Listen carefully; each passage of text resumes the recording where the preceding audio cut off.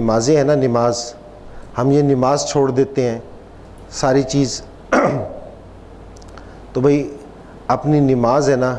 یہ تو جس طرح حضرت عمر رضی اللہ عنہ کو تیر لگا نا، تیر میدے میں ان کے ورچہ لگا تھا، تو جس طرح ان کا آخری وقت تھا نا، آخری، تو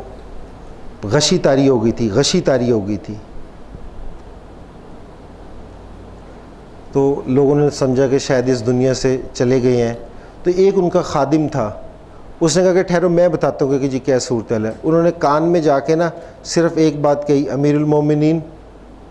نماز کا وقت ہو گیا. حضرت عمر رضی اللہ عنہ اسی طرح اٹھ کے بیٹھ گئے اور کہا کہ ہاں میں نے حضور پاک صلی اللہ علیہ وسلم سے سنا ہے، جو جان بوجھ کے نماز چھوڑ دے اس کا دین میں کوئی حصہ نہیں. آج ہمارے 90 سے 92% لوگ جو ان سے نماز نہیں پڑھتے. حضور پاک صلی اللہ علیہ وسلم کا جس طرح آخری وقت ہوا،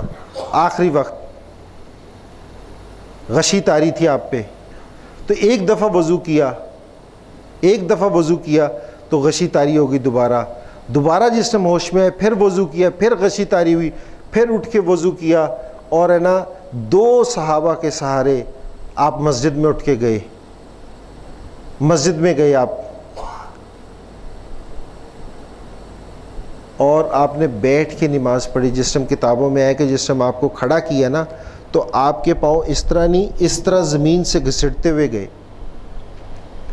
اور آپ پھر بھی مسجد میں گئے اور مسجد میں جا کے نماز پڑھی.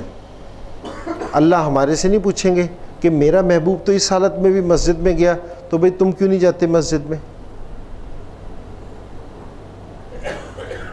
تو بھئی سارے ارادہ کریں گے نا اس چیز کا، اپنی نمازوں کو